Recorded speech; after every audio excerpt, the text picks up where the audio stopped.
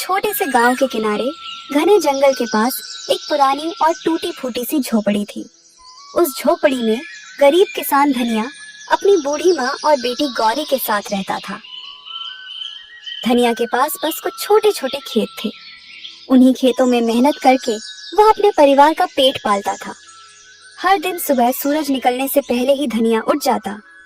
ठंडी हवा चल रही होती, आसमान में हल्की लालिमा होती और गांव के ज्यादातर लोग अभी गहरी नींद में होते। लेकिन धनिया अपने पुराने हल और बैलों को लेकर खेत की तरफ निकल पड़ता। दरवाजे पर खड़ी उसकी माँ प्यार से कहती, बेटा धनिया, थोड़ा आराम भी कर लिया कर। दिन रात इतनी मेहनत करते करते तो बहुत थक जाता होगा। सुबह से शाम तक खेत में काम करता है, फिर भी चेहरे पर शिकन नहीं लाता। मुझे तेरी चिंता होती है बेटा। शरीर को भी थोड़ा आराम देना जरूरी होता है। माँ, अगर मैं मेहनत नहीं करूँगा तो हमारे घर का चूल्हा कैसे चलेगा? हमारी ज़रूरतें कैसे पूरी होंगी? मुझे पता है मेहनत मुश्किल होती है, लेकिन यही हमारी जिंदगी का सहारा है। जब तक मेरे हाथ पैर चल रहे हैं मैं मेहनत करता रहूंगा, ताकि आपको कभी किसी चीज की कमी महसूस ना हो। तभी उसकी बेटी गौरी दौड़ते हुए आती और कहती, बाबा जल्दी वापस आना, मैं आपका इंतजार करूंगी। देर मत करना, मुझे अच्छा लगता है जब आप जल्दी घर आ जाते हैं। धनिया अपनी बेटी के सिर पर प्यार से हाथ फेरता और खेत की ओर चल पड़ता। दिन भर वह खेत में पसीना बहाता रहता, कभी तेज धूप, कभी अचानक बारिश, लेकिन धनिया मेहनत करना कभी नहीं छोड़ता। धनिया ने कभी हार नहीं मानी। वह हमेशा अपनी माँ से कहता, ईश्वर ने हमें मेहनत करने के लिए हाथ दिए हैं। अगर हम सच्चे दिल से मेहनत करते रहेंगे तो एक ना एक दिन हमारी किस्मत जरूर बदलेगी। ईश्वर मेहनत करने वालों को कभी खाली हाथ नहीं लौटाते। माँ उसकी बात सुनकर चुपचाप भगवान से प्रार्थना करती।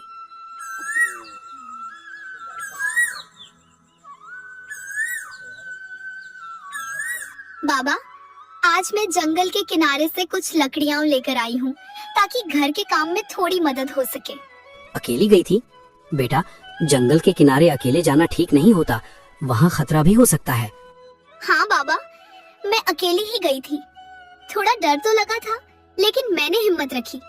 आप ही तो कहते हो कि डर के आगे हिम्मत रखनी चाहिए, इसलिए मैं बहादुर बनकर गई। धनिया थोड़ा चिंतित हो गया, क्योंकि गांव के लोग कहते थे कि जंगल के अंदर एक पुरानी गुफा है, जहां रात के समय अजीब अजीब आवाजें आती हैं। गांव वाले उस गुफा के पास जाने से डरते थे।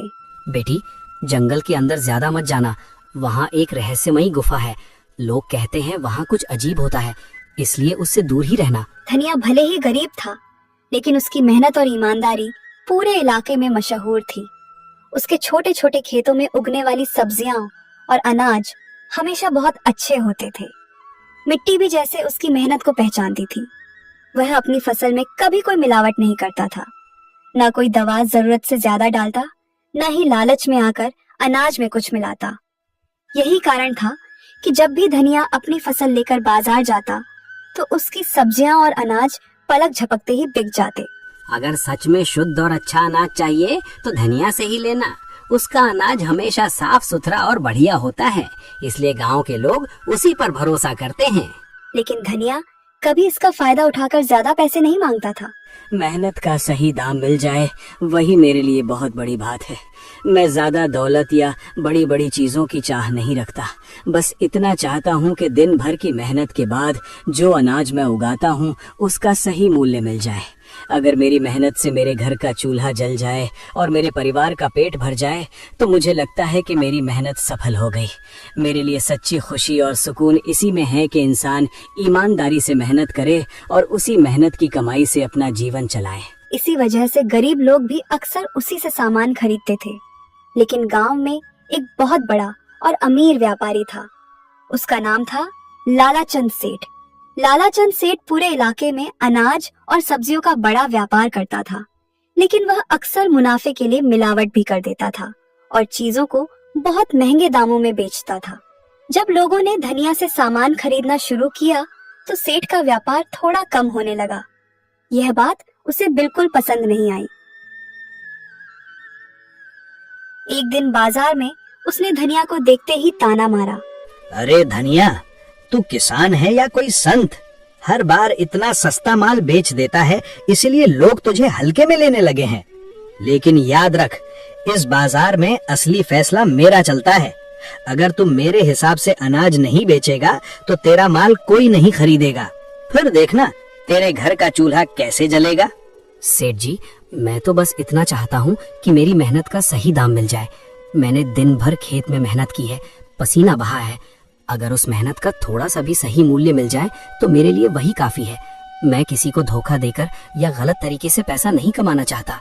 मेहनत का सही दाम मिल जाए वही मेरे लिए बहुत बड़ी बात है। बहुत बड़ी बड़ी बातें करने लगा है तू। सुन ले धनिया, इस बाजार में वही चलता है जो ताकतवर होता है। अगर तूने मेरी बात नहीं मानी तो मैं ऐसा हाल कर दूंगा कि तेरा अनाज बाजार में कोई नहीं खरीदेगा। फिर तू अपने घर बैठकर यही ईमानदारी की बातें करता रहना। बाजार में खड़े कुछ लोग यह सब सुन रहे थे। धनिया ने बस मुस्कुराकर अपनी फसल बेचनी जारी रखी। वह कभी किसी से झगड़ा नहीं करता था, लेकिन लालाचंद सेठ का गुस्सा दिन प्रतिदिन बढ़ता जा रहा था।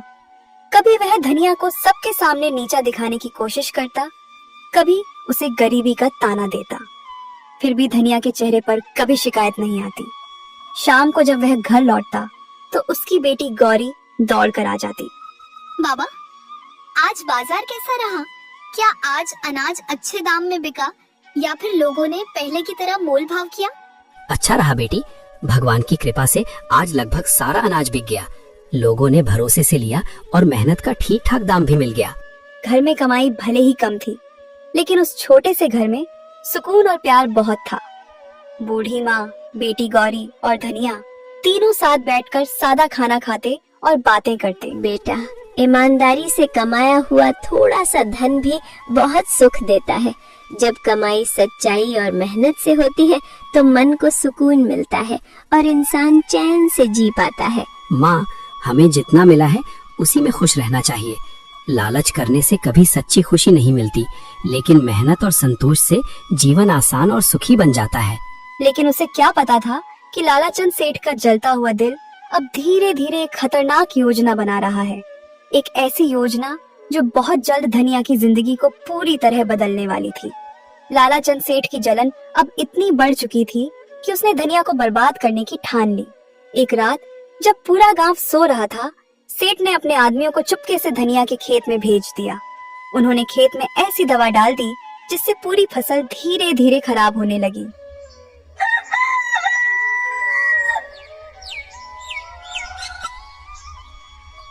सुबह जब धनिया खेत पर पहुंचा तो उसकी आंखें फटी की फटी रह गईं। हरी भरी खड़ी फसल पीली पड़ चुकी थी, कई पौधे सूख गए थे। वह घुटनों के बल बैठ गया। हे ईश्वर, ये क्या हो गया? कल तक तो मेरी फसल बिल्कुल हरी भरी थी, हर पौधा लहलहा रहा था। मैंने कितनी मेहनत से इस खेत को सींचा था, दिन रात इसकी देखभाल की थी। फिर अचानक एक ही रात में सब कुछ कैसे बदल गया? मेरी सारी मेहनत, मेरी सारी उम्मीदें क्या सब यूं ही खत्म हो जाएंगी? इतने में गांव के कुछ लोग भी खबर सुनकर वहां आ गए। वे भी खेत की हालत देखकर हैरान रह गए और आपस में बातें करने लगे। ये अचानक कैसे हो गया? कल शाम तक तो ये खेत बिल्कुल ठीक था, फसल भी बहुत अच्छी दिख रही थी। एक ही रात में इतने सारे पौधे कैसे सूख गए? कहीं किसी ने जानबूझकर तो कुछ नहीं किया? धनिया को समझते देर नहीं लगी कि यह किसी की साजिश है। उसे तुरंत लालाचंद सेठ का ख्याल आया। अगर ये सब सेठ का किया हुआ है तो मैं चुप नहीं बैठूंगा। मेरी मेहनत की फसल को इस तरह बर्बाद करना कोई छोटी बात नहीं है। मैंने दिन रात मेहनत करके इस खेत को सींचा था, हर पौधे को अपने बच्चे की तरह संभाला था। मैं पंचायत में जाकर न्याय मांगूंगा और सबके सामने सच रखूंगा, ताकि जिसने भी ये अन्याय किया है उसे उसकी सजा मिल सके। यह बात धीरे धीरे पूरे गांव में फैल गई। जब यह खबर लालाचंद सेठ तक पहुंची तो वह एक पल के लिए घबरा गया, लेकिन चालाक सेठ ने तुरंत एक नई और खतरनाक साजिश सोच ली। अगली सुबह वह खुद ही गांव की पंचायत में पहुंच गया। गांव के बड़े बुजुर्ग वहां बैठे थे। सेठ ने ऊंची आवाज में कहा, मुझे पंचायत से न्याय चाहिए। मेरे साथ बहुत बड़ा अन्याय हुआ है और मैं चाहता हूँ कि गांव के सामने इस बात का फैसला हो। क्या बात है सेठ जी, आप इतने गुस्से और परेशानी में क्यों हैं? खुलकर बताइए कि आखिर मामला क्या है। मेरी सोने की अंगूठी चोरी हो गई है और मुझे पूरा शक है कि वो अंगूठी धनिया ने चुराई है। वही कल मेरे घर आया था, उसके बाद ही अंगूठी गायब हुई है। यह सुनते ही पंचायत में सन्नाटा छा गया। उसी समय किसी ने धनिया को बुला लिया। धनिया अपनी बूढ़ी माँ और बेटी गौरी के साथ वहाँ पहुँचा। धनिया, सेठ कह रहा है कि उसकी सोने की अंगूठी तुमने चुराई है। क्या ये सच है? पंचायत के सामने सच सच बता दो ताकि सही फैसला हो सके। धनिया की आंखों में हैरानी और दुख दोनों साफ दिखाई दे रहे थे। इतने बड़े इल्जाम से उसका दिल टूट गया था। मुखिया जी, मैं गरीब जरूर हूँ लेकिन चोर नहीं हूँ। मैंने किसी की अंगूठी नहीं चुराई। मैं मेहनत से कमाने वाला आदमी हूँ। किसी की चीज पर बुरी नजर डालना तो दूर, ऐसा सोच भी नहीं सकता। मेरा बेटा ऐसा काम कभी नहीं कर सकता। मैंने इसे हमेशा ईमानदारी और मेहनत की सीख दी है। ये किसी की चीज चुराने वाला नहीं है। अगर धनिया सच बोल रहा है तो फिर उसके घर की तलाशी ले ली जाए। पंचायत के सामने उसके घर को अच्छे से देख लिया जाए। अगर वहाँ मेरी अंगूठी नहीं मिली तो मैं भी मान जाऊंगा कि धनिया बेगुनाह है। पंचायत के लोग एक दूसरे का चेहरा देखने लगे। कुछ देर सोचने के बाद मुखिया ने कहा, सच जानने का एक ही तरीका है। हम सब अभी धनिया के घर चलेंगे और वहाँ अच्छी तरह तलाशी ली जाएगी। पंचायत के सामने सब कुछ साफ हो जाएगा और फिर उसी के अनुसार फैसला किया जाएगा। पंचायत के कई लोग, लालाचंद सेठ और गांव के कुछ और लोग धनिया के साथ उसके छोटे से घर की तरफ चल पड़े। धनिया की बूढ़ी माँ और छोटी बेटी गौरी भी डरते डरते उनके पीछे चल रही थी। धनिया का दिल बहुत तेज धड़क रहा था। उसे अपने ऊपर पूरा भरोसा था कि उसने कोई चोरी नहीं की। कुछ ही देर में सब लोग धनिया की झोपड़ी के सामने पहुंच गए। वह छोटी सी झोपड़ी थी, मिट्टी की दीवारें, ऊपर से घास फूस की छत और अंदर बहुत कम सामान। धनिया, हमें तुम्हारे घर की तलाशी लेनी पड़ेगी। पंचायत के सामने सच जानना जरूरी है, तभी इस मामले का सही फैसला हो पाएगा। मुखिया जी, मुझे किसी तलाशी से कोई डर नहीं है। आप पूरे घर की तलाशी ले लीजिए, हर कोना देख लीजिए। मेरे पास छुपाने के लिए कुछ भी नहीं है। अगर आपको अंगूठी मिल जाए तो पंचायत जो भी सजा देगी मुझे मंजूर होगी। लेकिन मैं फिर भी यही कहूँगा कि मैंने कोई चोरी नहीं की है। मैंने किसी की चीज को हाथ तक नहीं लगाया। पंचायत के 2-3 लोग झोपड़ी के अंदर गए। उन्होंने धीरे धीरे हर जगह देखना शुरू किया। कभी पुराने बर्तन उठाकर देखते, कभी कोने में रखी टोकरी को उलटते, कभी खाट के नीचे झांकते। धनिया बाहर खड़ा सब देख रहा था। उसकी माँ ईश्वर का नाम जप रही थी। कुछ देर तक तो कुछ भी नहीं मिला। धनिया के दिल में थोड़ी उम्मीद जागने लगी, लेकिन तभी एक आदमी ने अचानक जोर से आवाज लगाई, रुको, यहाँ कुछ चमक रहा है, जरा देखो तो सही। अरे, ये तो सोने की अंगूठी है। एक पल के लिए पूरा माहौल सन्न रह गया। देखा, मैंने कहा था ना, यही चोर है। अब सबके सामने सच आ गया। अंगूठी इसके ही घर से मिली है। नहीं, ये अंगूठी मेरी नहीं है। मैंने इसे कभी नहीं देखा। मुझ पर झूठा इल्जाम लगाया जा रहा है। ये झूठ है। मेरा बेटा ऐसा नहीं कर सकता। किसी ने जानबूझकर हमारे घर में ये अंगूठी रखी है ताकि धनिया को बदनाम किया जा सके। लालाचंद सेठ के चेहरे पर तुरंत नकली हैरानी आ गई। लेकिन अब पंचायत के लोग एक दूसरे की तरफ देखने लगे, क्योंकि अंगूठी सच में धनिया के घर से मिली थी। अब तो सबूत भी मिल गया। ऐसे आदमी को हमारे गांव में रहने का कोई हक नहीं है। जो चोर है उसे सख्त सजा मिलनी चाहिए ताकि दूसरे भी डरे। मैंने चोरी नहीं की, मुझ पर भरोसा कीजिए। मैं कभी किसी की चीज नहीं चुराऊंगा। ये सब झूठा इल्जाम है। लेकिन उसकी बात सुनने वाला कोई नहीं था। गांव वाले लालाचंद की तरफ देखकर सिर हिला रहे थे और किसी ने धनिया की ओर ध्यान ही नहीं दिया। अगर आज ऐसे चोर को सजा नहीं मिली तो कल कोई भी आदमी चोरी करने लगेगा। गांव की शांति और नियमों की रक्षा के लिए मैं इसे बर्दाश्त नहीं कर सकता। कोई भी ऐसा काम करे तो उसका अंजाम यही होना चाहिए ताकि बाकी लोग सबक सीखें। ऐसे आदमी को गांव से निकाल देना चाहिए। इसे यहाँ रहने का कोई हक नहीं। धनिया, पंचायत के सामने ये मामला बहुत गंभीर है। तुम्हारे घर से अंगूठी मिली है और यही सबसे बड़ा सबूत माना जा रहा है। हमारे पास इसी आधार पर फैसला करना होगा। हमें सच जानना है और उसी अनुसार न्याय करना है। मैंने चोरी नहीं की, मुझ पर भरोसा कीजिए। मैं कभी किसी की चीज नहीं चुराऊंगा। ये सब झूठा इल्जाम है। मुखिया जी, मैं गरीब जरूर हूँ, लेकिन चोर नहीं हूँ। मैंने किसी की चीज हाथ नहीं लगाई। किसी ने जानबूझकर मुझे फंसाया है ताकि मुझे बदनाम किया जा सके। लेकिन पंचायत के कई लोग अब सेठ की बातों में आ चुके थे। ऐसे आदमी को गांव से निकाल देना चाहिए। इसे यहाँ रहने का कोई हक नहीं। मत करो ऐसा। हम कहाँ जाएंगे? हमारा तो यही एक घर है, यही हमारी जिंदगी है। पंचायत का निर्णय है कि धनिया को चोरी के अपराध में आज से इस गांव से निकाल दिया जाए। ये फैसला गांव की शांति और कानून के लिए लिया गया है। यह सुनते ही धनिया जैसे पत्थर का बन गया। उसकी माँ की आंखों से आंसू बहने लगे। गौरी रोने लगी। धनिया, तुम्हें आज ही इस गांव को छोड़ना होगा। अब से इस गांव में तुम्हारा कोई हक या अधिकार नहीं रहेगा, ना खेतों पर, ना पानी के स्रोतों पर, ना किसी भी गांव की किसी सुविधा पर। ये कठिन निर्णय है, लेकिन पंचायत के आदेश के मुताबिक इसे मानना ही पड़ेगा।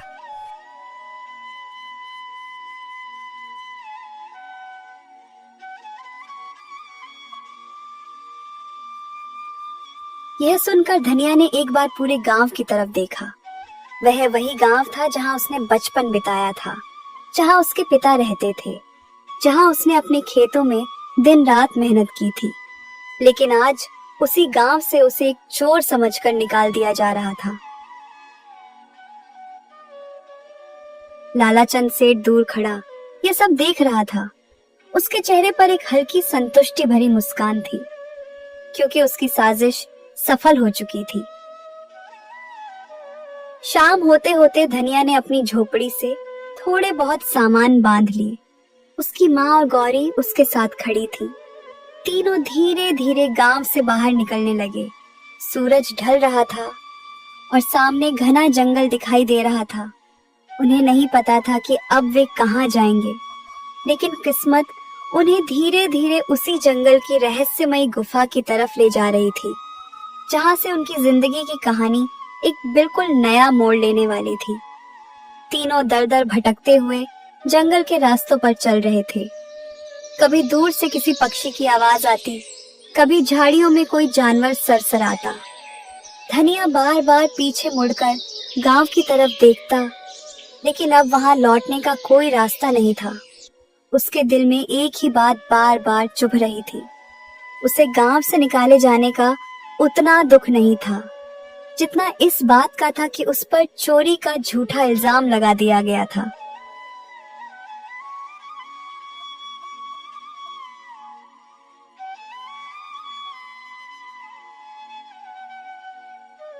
माँ, गौरी, हम कहाँ जाएंगे? हे ईश्वर, मैंने कभी किसी का बुरा नहीं किया, किसी का अधिकार नहीं छीना, किसी को दुख नहीं दिया। फिर भी आज मुझे चोर समझ लिया गया, मेरी मेहनत और ईमानदारी पर शक किया गया। लेकिन मैं जानता हूँ कि सच्चाई अंततः जीतती है और आपकी न्यायपूर्ण दृष्टि के सामने किसी का छल और अन्याय टिक नहीं सकता। उसकी आंखें भर आईं, लेकिन वह अपने आंसू अपनी माँ और बेटी के सामने छुपा रहा था। तभी गौरी ने धीरे से कहा, बाबा, मुझे याद है जब मैं जंगल से लकड़ियाँ लेने आती थी तो रास्ते में एक बहुत बड़ा पेड़ है। उसका तना इतना चौड़ा है कि उसके नीचे हम लोग आराम से रात बिता सकते हैं। वहाँ थोड़ा सा खुला मैदान भी है। सच कह रही हो बेटी? इतना बड़ा पेड़ है कि हम सब वहाँ आराम से रात बिता सकते हैं? हाँ बाबा, वहाँ जमीन भी साफ है और सुरक्षित लगती है। अगर आप चाहें तो हम आज की रात वहीं रुक सकते हैं। मैं आपको रास्ता दिखा दूंगी। धनिया ने अपनी माँ की तरफ देखा। बूढ़ी माँ बहुत थक चुकी थी। बेटा, अगर सच में ऐसा बड़ा और सुरक्षित पेड़ है तो वहीं चलकर थोड़ा आराम कर लेते हैं। रास्ते में थकान भी कम होगी और हम सब एक साथ ठहरकर रात गुजार सकते हैं। तीनों उसी दिशा में चल पड़े। कुछ देर बाद सच में उन्हें एक बहुत बड़ा और पुराना पेड़ दिखाई दिया। उसकी मोटी जड़ें जमीन से बाहर निकली हुई थीं और उसकी शाखाएं चारों तरफ फैली हुई थीं। पेड़ इतना बड़ा था कि उसके नीचे काफी जगह खाली थी। धनिया ने चारों तरफ देखा। जंगल धीरे धीरे अंधेरे में डूब रहा था। आज की रात हम यहीं रुकेंगे। यहाँ ठहरना सुरक्षित रहेगा और थोड़ी देर आराम भी हो जाएगा। बाबा, आप और दादी यहीं आराम से बैठिए, मैं थोड़ी देर में वापस आती हूँ। कहाँ जा रही हो बेटी इतनी रात में? पास में कुछ फल वाले पेड़ हैं, मैं दादी के लिए ताजा और मीठे फल लेकर आती हूँ। जल्दी आ जाऊंगी बाबा। धनिया कुछ कह पाता उससे पहले ही गौरी पास की झाड़ियों की तरफ चली गई। थोड़ी देर बाद वह वापस लौटी। उसके हाथों में कुछ जंगली फल थे। उसने वे फल अपनी दादी के हाथ में रख दी। बेटी तू खुद खा ले, मुझे कोई फर्क नहीं पड़ेगा। पहले आप खाइए दादी, आप सबसे ज्यादा थकी हुई हैं। मैं तब तक इंतजार कर लूंगी, आपका पेट भरा होना जरूरी है। बाबा आप दुखी मत होइए, आपने कभी कुछ गलत नहीं किया। सब जानते हैं कि आप सच्चे और ईमानदार इंसान हैं। एक दिन जरूर आएगा जब सबको सच पता चल जाएगा और तब सभी लोग समझेंगे कि आप बेगुनाह हैं। अपनी बेटी यह बात सुनकर धनिया की आंखें भर आई। बूढ़ी माँ आसमान की तरफ देख रही थी। तारों से भरा आसमान जैसे उन्हें दिलासा दे रहा था। पेड़ के नीचे बैठे बैठे काफी समय बीत चुका था। रात धीरे धीरे गहरी होने लगी थी। आसमान में काले बादल घिर आए थे और ठंडी हवा चलने लगी थी।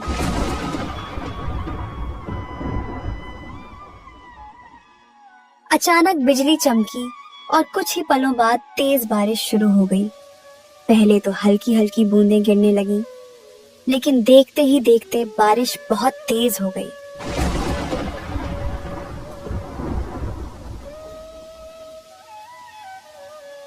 पेड़ की घनी शाखाएं कुछ देर तक उन्हें बचाती रहीं, लेकिन जल्द ही पानी की बूंदें नीचे तक आने लगीं।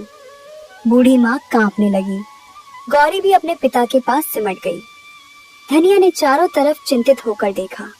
अगर ऐसे ही बारिश होती रही तो हम सब पूरी तरह भीग जाएंगे और तब बीमार पड़ने का डर भी रहेगा। हमें तुरंत कहीं ऐसा स्थान ढूंढना होगा जहां हम सिर छुपा सकें और थोड़ी देर के लिए सुरक्षित रह सकें। यह सोचकर धनिया तुरंत उठ खड़ा हुआ। वह बारिश में भीगते हुए आसपास जगह ढूंढने लगा। जंगल में अंधेरा था और हर तरफ पानी की आवाज गूंज रही थी।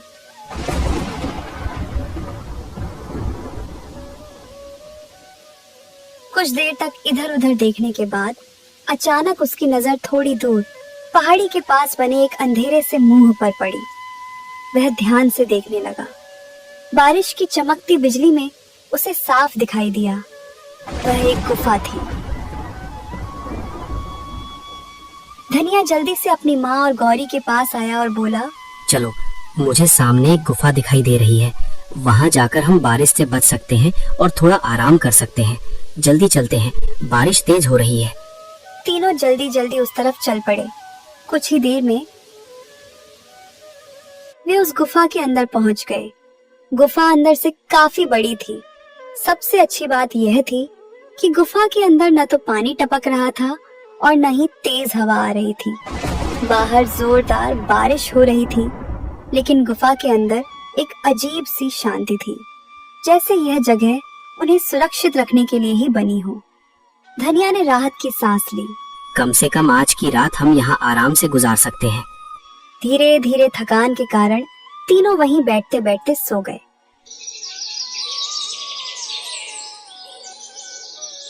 सुबह जब धनिया की आंख खुली तो बारिश रुक चुकी थी। गुफा के बाहर से हल्की धूप अंदर आ रही थी। पक्षियों की चहचहाहट फिर से जंगल में सुनाई देने लगी थी। धनिया उठकर बाहर गया और चारों तरफ देखा। जंगल हरियाली से चमक रहा था। वह कुछ देर चुप खड़ा रहा और सोचने लगा। फिर वह गुफा के अंदर वापस आया। उसकी माँ और गौरी भी अब जाग चुकी थी। जब तक हमें रहने के लिए कोई और जगह नहीं मिल जाती, हम इसी गुफा में रहेंगे। बूढ़ी माँ ने सहमति में सिर हिलाया। गौरी भी खुश हो गई। बाबा ये जगह तो अच्छी है, यहाँ हमें बारिश और हवा से भी डर नहीं लगेगा।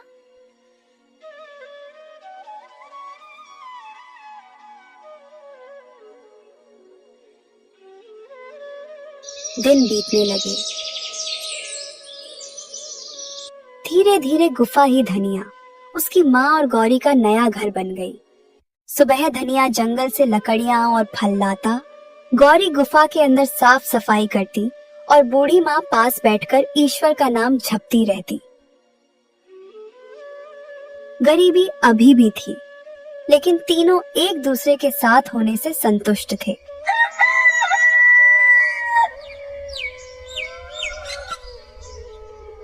एक दिन सुबह गौरी गुफा के अंदर झाड़ू लगा रही थी। वह धीरे धीरे गुफा के कोने कोने की धूल साफ कर रही थी। झाड़ू लगाते लगाते वह गुफा के पीछे वाले हिस्से तक पहुंच गई। वहां पत्थरों के बीच कुछ अजीब सा दिखाई दिया। गौरी रुक गई।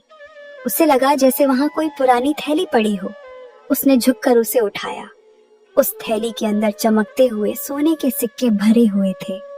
गौरी घबराकर जोर से चिल्लाई, बाबा, बाबा जल्दी आइए।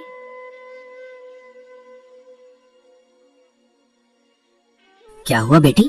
गौरी ने कांपते हाथों से वह थैली अपने पिता को दिखाई। धनिया ने जब अंदर देखा तो वह भी कुछ पल के लिए हक्का बक्का रह गया। थैली में सचमुच बहुत सारे सोने के सिक्के थे। बूढ़ी माँ भी पास आ गई। लगता है भगवान ने हमारी सच्चाई और हमारे दुखों को देखकर हम पर दया की है। उसने हमें कठिन समय में सहारा दिया, हमारी मेहनत और ईमानदारी को महत्व दिया और अब हमें सुख, सुरक्षा और सम्मान मिला है। सच में उसकी कृपा से ही आज हमारा परिवार खुशहाल और सुरक्षित है। धनिया कुछ देर तक चुप खड़ा रहा। उसकी आंखों में आंसू आ गए। उसे लगा जैसे ईश्वर ने आखिरकार उसकी ईमानदारी का फल दे दिया हो। अब हमें इस जंगल में रहने की जरूरत नहीं है।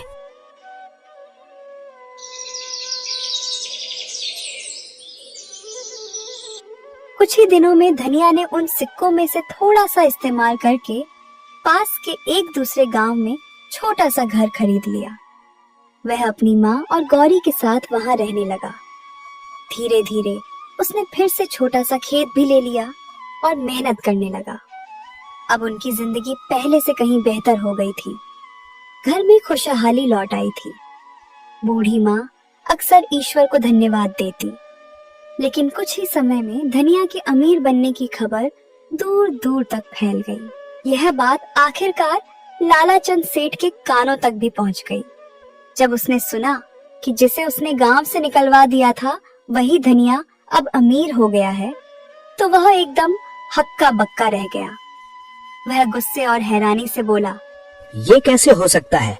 वो गरीब किसान जिसने कभी किसी से कुछ नहीं लिया, इतना मेहनती और ईमानदार रहा, अब इतना अमीर कैसे बन गया? ये तो किसी ने सोचा भी नहीं होगा। सेठ को जल्द ही पता चल गया कि धनिया को जंगल की गुफा में सोने के सिक्के मिले थे। यह सुनते ही लालाचंद सेठ की आंखों में लालच चमकने लगा। अगर सच में उस गुफा में सोने की सिक्कों की थैली मिली थी, तो इसका मतलब ये है कि वहाँ और भी खजाने छुपे हुए हो सकते हैं। शायद वो गुफा किसी पुराने राजाओं या अमीर व्यक्तियों का खजाना रही हो। अगर मैं जल्दी ही वहाँ पहुँचूं और सारी चीजें खोज लूं, तो मैं भी अमीर बन सकता हूँ। हाँ, यही मौका है जो कभी दोबारा नहीं मिलेगा। इस बार मैं किसी को रोकने नहीं दूंगा और खुद ही सब कुछ अपने नाम कर लूंगा। लालच से भरा हुआ सेठ उसी समय जंगल की तरफ निकल पड़ा। वह जल्दी जल्दी उस गुफा के पास पहुंचा जहां कभी धनिया रहा करता था। गुफा अब शांत और खाली थी। सेठ की आंखों में लालच साफ दिखाई दे रहा था। वह तेजी से गुफा के अंदर जाने लगा। उसे बस एक ही चीज चाहिए थी, खजाना। लेकिन उसे यह नहीं पता था कि लालच में उठाया गया उसका यह कदम उसकी जिंदगी का सबसे बड़ा सबक बनने वाला है। वो मन ही मन सोच रहा था, अगर धनिया को यहाँ सोने के सिक्के मिले थे, तो जरूर यहाँ और भी खजाना होगा। लालच में वह गुफा के अंदर और गहराई तक जाने लगा। कुछ देर बाद अचानक उसकी नजर एक पत्थर के पीछे पड़ी एक पुरानी थैली पर गई। सेठ जल्दी से वहां दौड़ा। उसने थैली उठाकर खोली और जैसे ही अंदर देखा, उसकी आंखें चमक उठी। उस थैली में भी सोने के कई सिक्के भरे हुए थे। आज तो मेरी किस्मत खुल गई। आखिरकार मेहनत और भाग्य दोनों मेरे साथ हैं। अब मैं वही कर सकता हूँ जो हमेशा चाहता था। इतना धन जमा करूँ कि कोई मुझसे टक्कर भी ना ले सके। सेठ खुशी से हंस पड़ा उसने जल्दी से वह थैली हाथ पर रख ली। अब वह गुफा से बाहर निकलने के लिए मुड़ा, लेकिन जैसे ही वह आगे बढ़ा उसे अचानक एहसास हुआ कि उसे बाहर जाने का रास्ता समझ नहीं आ रहा था। गुफा के अंदर कई छोटे छोटे रास्ते थे। सेठ एक रास्ते पर गया, फिर वापस लौटा, फिर दूसरे रास्ते पर गया, लेकिन हर रास्ता उसे फिर उसी जगह पर ले आता। धीरे धीरे शाम होने लगी। सेठ घबराने लगा। वह तेजी से इधर उधर भागने लगा, लेकिन उसे गुफा से बाहर निकलने का रास्ता नहीं मिल रहा था। पहला दिन बीत गया। दूसरे दिन भी सेठ उसी गुफा में भटकता रहा। उसके पास खाने को कुछ नहीं था। प्यास और डर से उसकी हालत खराब होने लगी। तीसरा दिन भी गुजर गया। अब सेठ पूरी तरह थक चुका था। वह एक पत्थर के सहारे बैठ गया। उसके मन में अचानक एक ख्याल आया। वह धीरे धीरे खुद से बोलने लगा, शायद यही मेरे लालच की सजा है। मैंने सिर्फ अपना फायदा सोचा और दूसरों की परवाह नहीं की। अब ये सोना मेरे हाथों में है, लेकिन ऐसा लग रहा है जैसे ये मुझे बंधक बना रहा है। शायद जब तक मैं इसे पकड़े रहूंगा तब तक मैं इस गुफा से बाहर नहीं निकल पाऊंगा। ये खजाना मेरे लिए वरदान नहीं बल्कि एक फंदा बन गया है और अब मुझे इसका सामना करना ही पड़ेगा। कुछ पल सोचने के बाद उसने वह सोने की थैली जमीन पर रख दी। फिर धीरे धीरे पीछे मुड़ा और बिना उस थैली को उठाए तेजी से आगे बढ़ने लगा। कुछ ही देर बाद अचानक उसे दूर से हल्की रोशनी दिखाई दी। वह उसी दिशा में भागा और कुछ पलों बाद वह गुफा के बाहर पहुंच गया। ताजी हवा उसके चेहरे से टकराई। सेठ जमीन पर बैठ गया और जोर जोर से सांस लेने लगा। उसकी जान में जान आ गई थी, लेकिन उसी समय उसके दिल में भारी पछतावा भी होने लगा।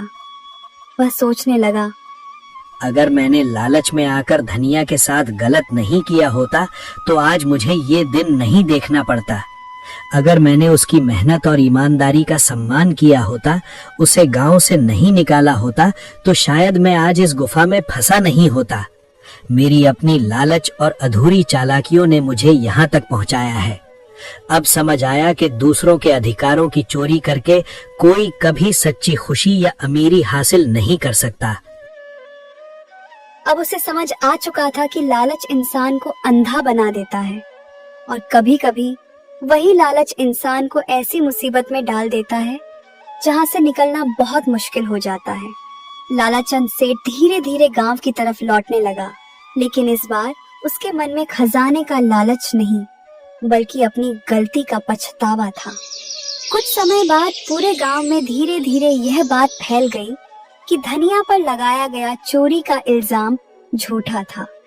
गांव के कुछ पुराने बुजुर्ग और लोग जिन्होंने सब देखा था अब मुखर होकर कहने लगे, धनिया तो हमेशा ईमानदार और मेहनती रहा है। उसने कभी किसी का फायदा नहीं लिया, हमेशा अपने पसीने की कमाई से घर चलाया। हमें ये नहीं भूलना चाहिए कि सच्चाई और ईमानदारी ही असली ताकत है। अब समय है कि हम उसका सम्मान वापस दें, उसे सही जगह और उसका हक लौटाएं। जिसने भी उसके साथ अन्याय किया उसे समझना चाहिए कि सच का सामना करना ही पड़ता है। इस बात का पता पंचायत तक पहुंच गया। सभी सरपंच और पंचायत के लोग जिन्होंने पहले फैसला सुनाया था अब खुद जाकर हालात की जांच करना चाहते थे। एक दिन गांव के मुख्य सरपंच अपने कुछ भरोसेमंद आदमियों के साथ पास के गांव में जाकर धनिया के नए घर पहुंचे। वे चाहते थे कि धनिया को वापस गांव बुलाया जाए और उसे उसका सही सम्मान लौटाया जाए। धनिया, हम जानते हैं कि तुम्हारे साथ बहुत बड़ा अन्याय हुआ है। हमने अब सब कुछ देखा और समझा है। कृपया गांव लौट आओ। हम तुम्हें सम्मान देंगे, तुम्हारा हक वापस करेंगे और सभी अपनी गलतियां मानेंगे। तुम्हारे बिना ये गांव अधूरा है। लेकिन धनिया ने शांत और दृढ़ स्वर में जवाब दिया, मुखिया जी, मैं आभारी हूँ कि आप सच को जानने और मेरे पक्ष में खड़े होने आए, लेकिन मैं अभी इस गांव को नहीं छोड़ सकता। ये गांव ही वो जगह है जिसने मुझे मदद दी, मुझे यहाँ सम्मान दिया और मेरी माँ और बेटे के लिए एक सुरक्षित ठिकाना बनाया।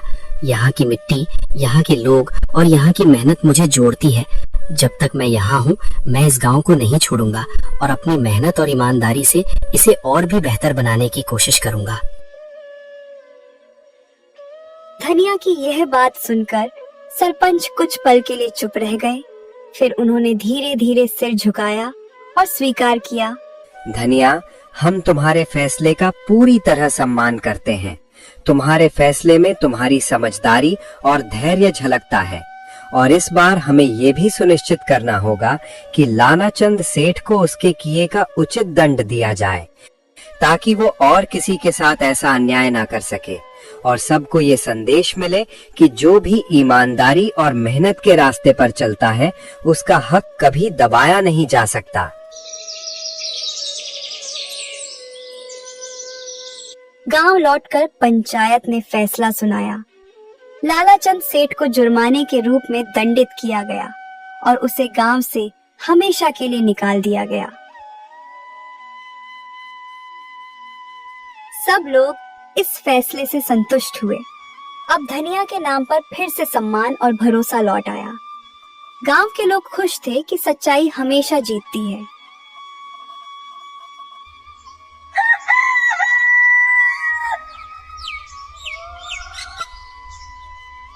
धनिया की माँ और गौरी भी अपने बेटे और पिता के गौरव से खुश थी। धनिया अब अपने गांव में सुरक्षित और सम्मानित रह सकता था। वह जानता था कि ईमानदारी और मेहनत का फल देर से सही लेकिन निश्चित रूप से मिलता है। गौरी अपने पिता की ओर देखकर मुस्कुराई और बोली, बाबा देखो, सच की जीत हमेशा होती है, चाहे कितनी भी मुश्किलें आइए। सच्चाई और ईमानदारी का मार्ग कभी खाली नहीं जाता। मुझे लगता है कि हम सब ने यह सच में महसूस किया। हाँ बेटी, और यही सीख हमें हमेशा याद रखनी चाहिए। ईमानदारी, मेहनत और सच्चाई का मार्ग ही असली ताकत है। अगर हम इसे अपनाएं तो कोई भी चुनौती हमें नहीं हरा सकती। यही रास्ता हमें सही मंजिल तक ले जाता है। और इस तरह धनिया, उसकी माँ और गौरी ने अपने नए घर में खुशी खुशी जीवन बिताना शुरू किया। साथ ही गांव में उनका सम्मान और प्यार हमेशा बरकरार रहा।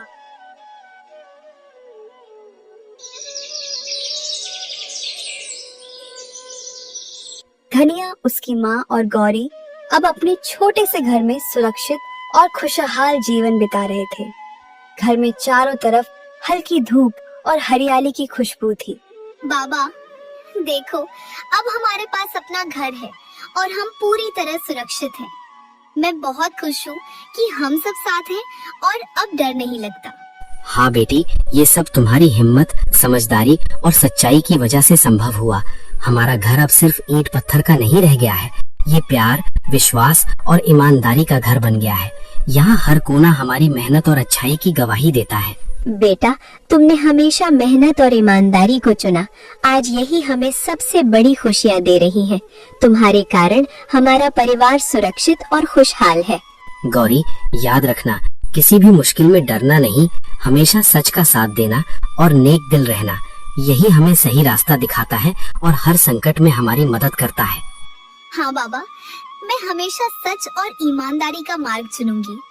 हम सब मिलकर इस घर को खुशियों, प्यार और सुरक्षा का घर बनाए रखेंगे। आज हमारे घर में सिर्फ सुख और प्यार है। अब हम कभी किसी झूठ, लालच या डर से परेशान नहीं होंगे। हमारी मेहनत, सच्चाई और हिम्मत हमें हमेशा मजबूत बनाए रखेगी। घर के चारों कोनों में खुशियों की गूंज थी। खिड़कियों से हल्की हवा आती और पक्षियों की चहचहाहट घर में संगीत की तरह गूंजती। गौरी अपने पिता के पास बैठकर मुस्कुरा रही थी। धनिया अपने खेत और घर की ओर देखकर संतोष महसूस कर रहा था और उसकी माँ दोनों के बीच बैठकर शांत और गर्वित थी। अब उनके जीवन में सच्चाई, मेहनत और ईमानदारी का फल हर रोज दिखाई देता था और यह घर हमेशा खुशियों और प्यार से भरा रहता। धनिया ने साबित कर दिया कि सच्चाई और ईमानदारी कभी हारती नहीं। समय चाहे जितना कठिन क्यों ना हो, अंत में जीत हमेशा सच की ही होती है। आपको ये कहानी कैसी लगी कमेंट करके बताइए। धनिया के नाम 2 प्यारी से लाइंस जरूर लिखें।